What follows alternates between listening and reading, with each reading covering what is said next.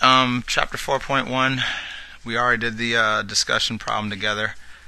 We are going to be doing this on a regular basis, so start making it part of your pattern. After we do that, we are going to have what we call a focus lesson.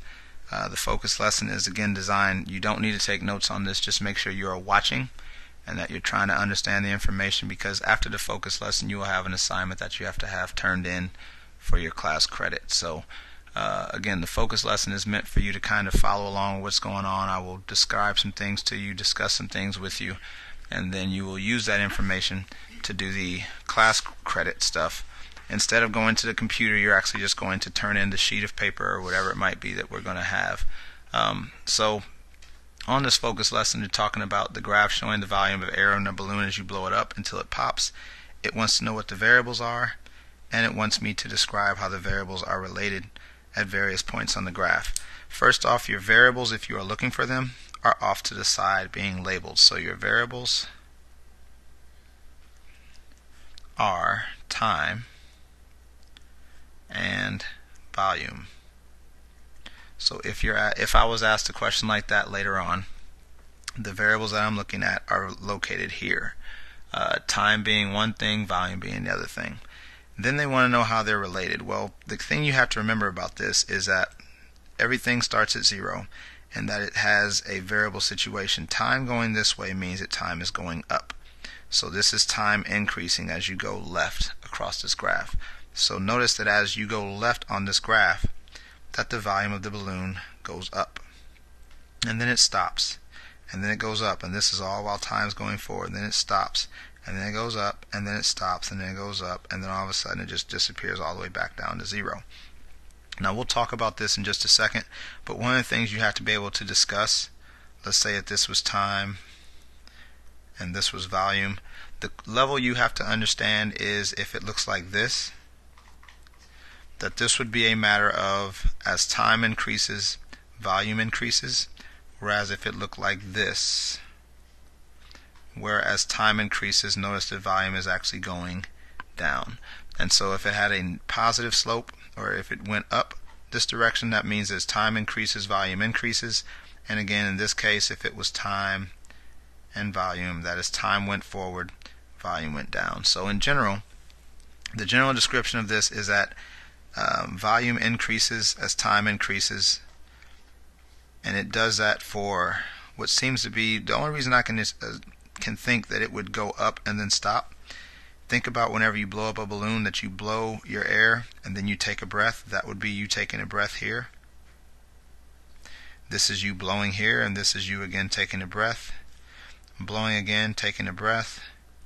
And then the only reason that it would go down like that is because it says until it pops. And think about it, whenever the balloon pops, the volume just kind of disappears and goes right back down. But again, you don't need to worry so much about that.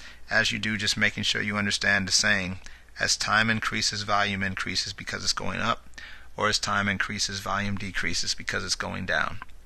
That's the one thing you have to get out of this lesson today that you need to be ready for. The second thing you have to be able to do is take a table like this. It says a band allowed fans to download its new video from its website. The table shows the total number of downloads after 1, 2, 3, and 4 days. It wants to know which graph could represent the data shown in the table.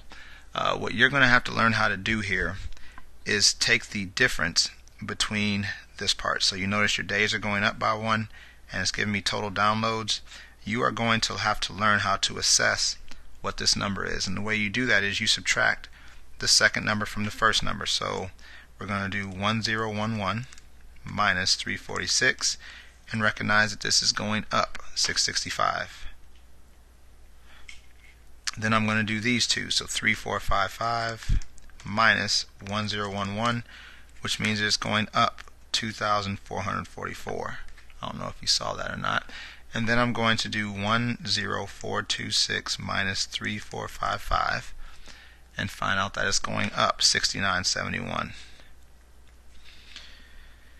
And so using that, it wants us to figure out which one of these graphs makes sense. I want you to consider the fact that whenever it's going up by 600, up by 2,000, up by 7,000, that is not going, that right there represents a steady increase. This would be something like increase by 50, increase by 50, increase by 50. And so because these numbers are not the same, you will find out that this is not the one you're looking for. The second one that we could eliminate here when you get your options is this one, because you notice that as the days go up, the number of downloads go down, which is not the case. The last thing we have to be able to do is kind of look at this thing and say, okay, which one of these shows the difference between these things increasing quickly? This shows an increase, that shows an increase, but you'll notice that this one increases a lot, and then a little less, and then even less than that. Whereas this one increases a little bit, then it increases more, and then it increases more than that. So this one, the increase is going more, and in this one, the increase is going less. So again, because it's flattening out, that means that it's increasing less and less. This one, because it's curving up like this, means that it's increasing more and more. Based off of what I see here, from 665 to 2,000 to 7,000, it should be B. It's definitely not A again because that's a straight line. That's not the case. It's definitely not D because that's decreasing. Not the case.